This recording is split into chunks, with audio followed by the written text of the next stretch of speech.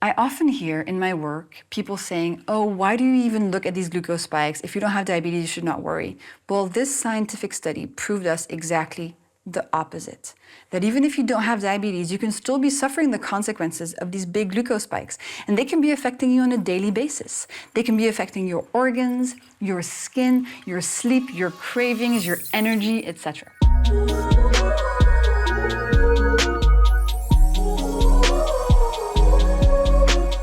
Hello angels, and welcome to the Glucose Goddess Show. Today, we're discussing one of my favorite topics, glucose spikes. So I've made a career, I guess, talking about glucose spikes, and today I want to give you a really deep dive into what they are, how do you know if you're having them, what causes them, and what you can do about it. So today is all about glucose spikes. Get ready. The first place I want to start with this topic is to ground you guys in this very common notion of glucose levels. So if you go to your doctor once a year, they're probably going to be measuring with a blood test your fasting glucose level. And your doctor does this because they want to determine whether your glucose level is healthy, whether you might have prediabetes, or whether you might have full-blown type 2 diabetes. It can also help figure out if you have type 1 diabetes, which is an autoimmune condition. But that's the rarer form of diabetes. So you go to your doctor once a year, they draw blood from your arm, probably. Do they ever draw blood from not the arm? I don't know. Anyway, probably from your arm, and then you get the results. And the result you get is a number. Generally a number in the 80 to 120 range. This number is measuring how much glucose is free-flowing in your bloodstream.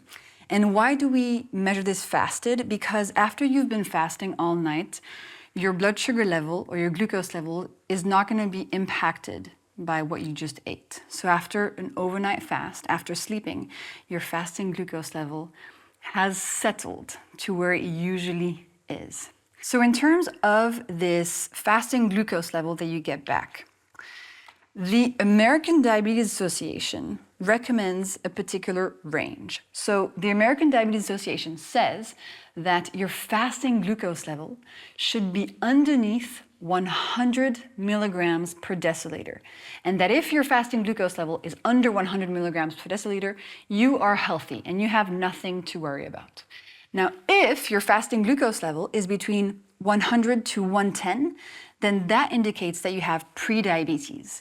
And if it's above 120, that indicates you have type 2 diabetes. We'll cover those topics in a separate episode, but here I want to talk about the fact that generally, if your fasting glucose level is underneath 100 milligrams per deciliter, your doctor is not going to talk about it. Your doctor is going to say, oh, you don't have prediabetes, you don't have diabetes, you're healthy, no problem, go home, see you next year. Now this is what is changing. The scientific community is discovering that not only is this 100 milligrams per deciliter cutoff not that optimal, but that also, even if you have a normal fasting glucose level, you might still be experiencing glucose spikes. And this is what we're going to talk about today. And to give you an example of my own life, I had a lot of mental health issues when I was a teenager. And, all the blood tests I ever did told me I was normal. My doctors never said I had anything wrong with me.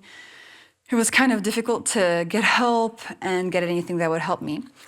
But 10 years after my first encounter with these mental health issues, I had the opportunity to measure my blood glucose levels continuously. So not looking at just the fasting value, the one point in time, but I had the opportunity to wear a continuous glucose monitor that showed me what my glucose actually did throughout the day. And we'll get to that in a second, but that was the key, and it might very well be the key for you as well.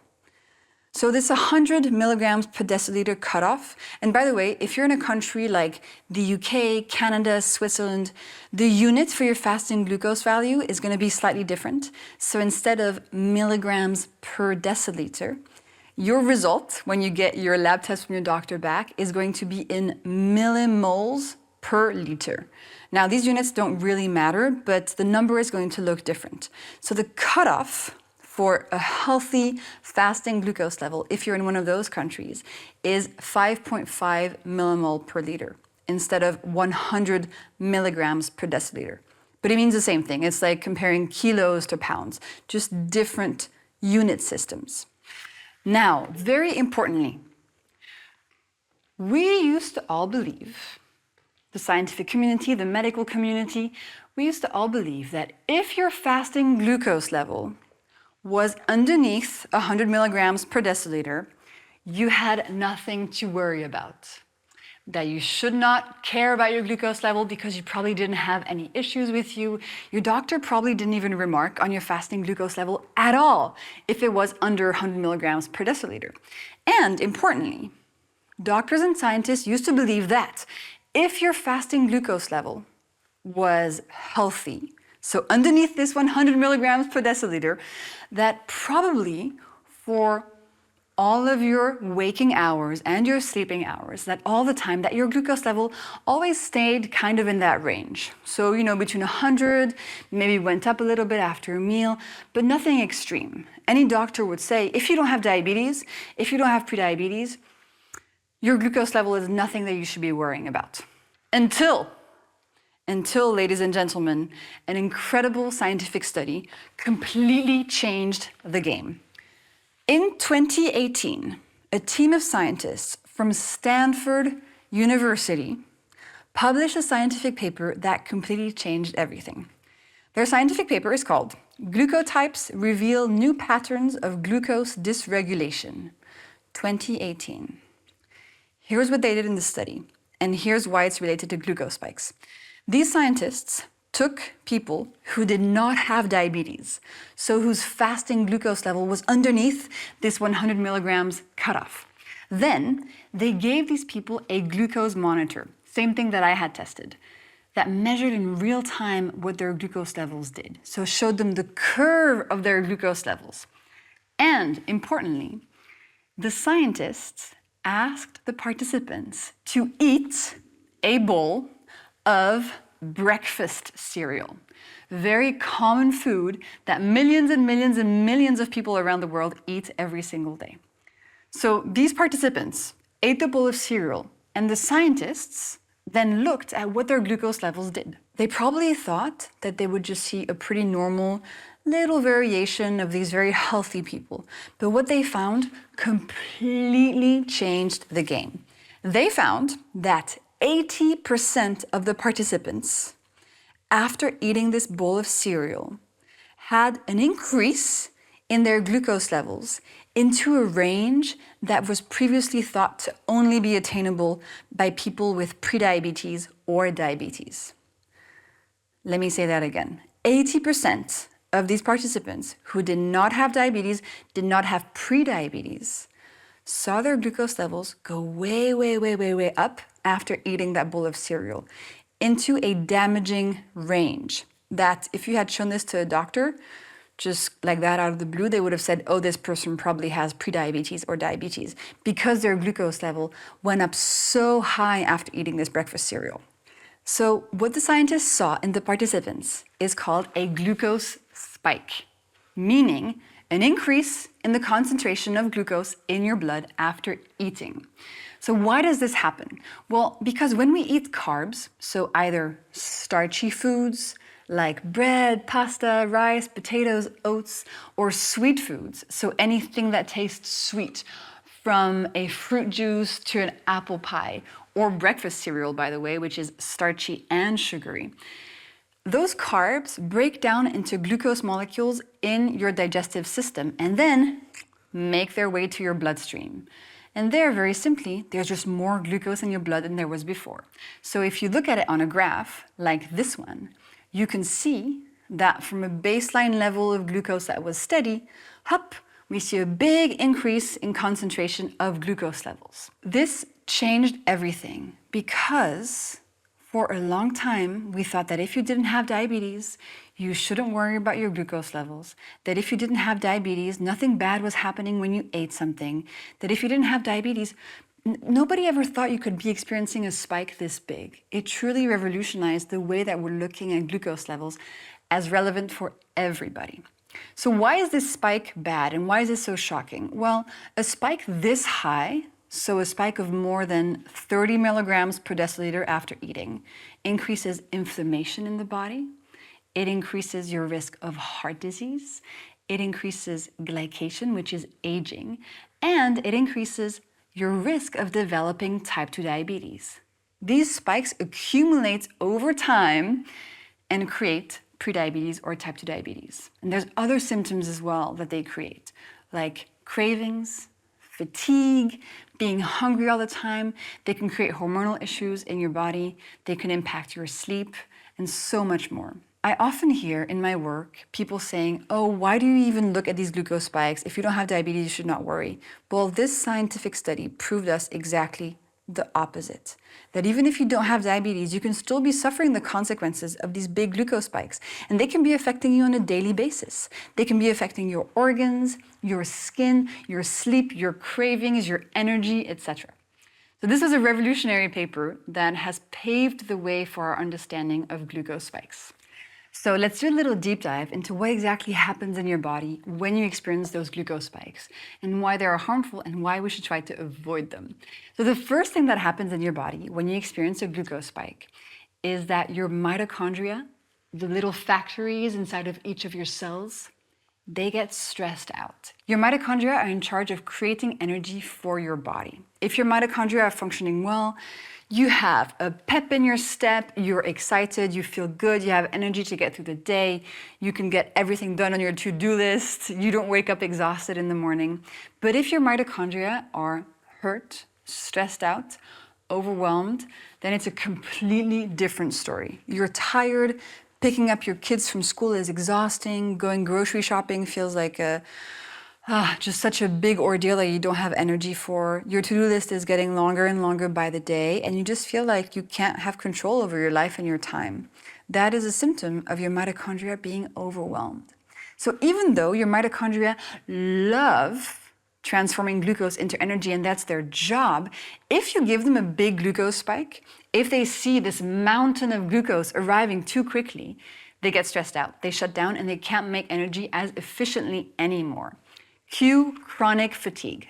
That's the first thing that happens in your body when you spike. The second thing that happens in your body when you spike, in order for me to explain it properly, we need to cover cooking a chicken. So what am I talking about? So you know when you put a chicken in the oven and it goes from pink to brown, well, it has cooked. And this cooking process is called glycation. Glycation is like cooking. Now, what's interesting is that from the moment you are born, as a human being, you are slowly cooking. I know it sounds weird, but it's true. You are slowly glycating from the inside out, just like a chicken in the oven. For example, when scientists look at the cartilage of babies, it is white. When you look at the cartilage of a 90-year-old person, it is brown. It has cooked, it has glycated, just like the chicken in the oven. And here's another fact. Glycation is like aging. Aging and glycation go hand in hand. So from the moment you're born, you're slowly glycating, you're slowly aging, you're slowly cooking. And then when you're fully cooked, you die. Weird, I know, but true. So glycation is happening in your body, aging is happening in your body, and we can't stop it, right? Even though billionaires are trying to stop aging and live forever, we actually can't stop glycation right now. We cannot stop aging, but we can slow it down or speed it up. And here's the thing, with every glucose spike that you're experiencing, well, glycation is happening faster. So much so that a very common test to measure the advancement of diabetes in the body is called the HbA1c test. This test actually measures glycation, the glycation of your red blood cells. So glycation, aging, glucose levels, they go hand in hand because it is an excess of glucose that is going to increase glycation. And glucose and glycation kind of sound the same. It's because they're very related. It's because it's the glucose that is doing the glycating. And the more you glycate, the more glucose spikes you have, the more this glycation process is happening. And it's going to show on your face as wrinkles, as molecules of collagen get glycated, and also on the inside, your organs is slowly going to deteriorate. So that's the two things that happen in your body when you spike. Okay, we have mitochondrial stress and we have glycation. Now, the third thing that happens in our body when we spike is insulin release. So your body, when a big glucose spike arrives, your body knows this is not good for you. Your body knows that it's going to cause all this damage. So it has a technique to get that glucose level back down. What it does is that it calls your pancreas. Let me just grab my phone here and call my pancreas. Your body goes, "Hello, pancreas. Hey, we have a glucose spike happening. Could you please send out some insulin and get that glucose level down?" "Okay, thank you so much. See you later. Mwah, mwah." So, your body asks your pancreas to send out a hormone called insulin. And insulin's job is to grab the excess glucose molecules and store them away so they don't cause too much harm. Insulin stores glucose molecules away in your muscle cells, in your liver cells, and in your fat cells. And that's one of the ways that we gain fat on our body. So glucose spikes have these very deep biological consequences inside of your body. And then us as humans, we don't feel the glycation, we don't really feel the insulin release, but what we do feel is chronically fatigued. What we do feel is cravings, because every time there's a spike, there's a drop afterwards, and that drop activates the craving center in our brain, tells us, "Jessie, eat a cookie." So we feel this urge to grab chocolate. We feel this urge to grab coffee because we're exhausted. We feel maybe our skin is getting inflamed because of the inflammation due to the glycation. We kind of have all these symptoms that pop up in our lives, physically and mentally, that indicate glucose spikes happening within. So now you understand, glucose spikes lead to many symptoms and consequences. And glucose spikes don't only matter for people who have diabetes. That 2018 study showed us that even if you don't have diabetes, it is very likely that common foods are causing glucose spikes in your body and then leading to all of these consequences that we just mentioned. So, in summary, who should care about glucose spikes? Well, first of all, people who have type 2 diabetes should care about glucose spikes because in order to reverse their type 2 diabetes, they need to get rid of those glucose spikes so that slowly their fasting glucose level also decreases. Second, if somebody has pre-diabetes, they should also care about their glucose spikes because by reducing the spikes, they're going to reduce the progression of their pre-diabetes and get back into a healthy range. But then for the vast majority of us who do not have pre-diabetes or diabetes right now, we should also care because even if our fasting glucose level is normal, even if your doctor every year tells you your glucose levels are fine, as the Stanford study shows us, it's very likely that common foods are creating glucose spikes. So what I like to say is if you could feel better than you currently do, if you're feeling sluggish, fatigued, maybe having sleep issues, hormonal issues, maybe menopause symptoms are difficult, maybe you have missed periods, infertility, maybe you have mental health problems, so maybe you have anxiety, depression, brain fog. We didn't cover brain fog, we'll do another episode on brain, but it's fascinating, the connection between glucose spikes and brain fog. If you could feel better than you currently do today, and if you want to prevent long-term issues tomorrow, you should try to avoid these glucose spikes. Now, for the million-dollar question, how do we avoid the glucose spikes? So I'm going to share with you 4 of my top hacks to do so. And I've linked in the description of this episode a PDF where you can get my 10 super easy glucose hacks to steady your glucose levels, avoid those glucose spikes through food without dieting or doing anything crazy. So my 4 main hacks are: have a savory breakfast instead of a sweet one. Have a glass of vinegar in water before eating something that's high in carbs. Add a veggie starter to your lunch or to your dinner. And after you eat something that's heavy and in carbs, go for a little walk for 10 minutes. Help your muscles soak up that excess glucose so that insulin doesn't have to rush in and do all of the work. Hey, really quickly, if you can't always do my food hacks and you want to eat the carbs that you love with less impact on your glucose levels, I created a capsule just for that. It's called Anti-Spike Formula. You take 2 before a meal. It cuts the glucose spike of carbs by up to 40%. 100% made out of plants and tested by over 25 clinical trials. Link is in the description. Okay, back to the episode. Thank you so much for being here. That's all we have time for today. I hope you loved all the glucose spike information. Again, click the link in the description of this episode to get my 10 glucose hacks so that you can test this out for yourself and see whether by using the hacks you're feeling better because your glucose spikes are reducing. I'll see you next time.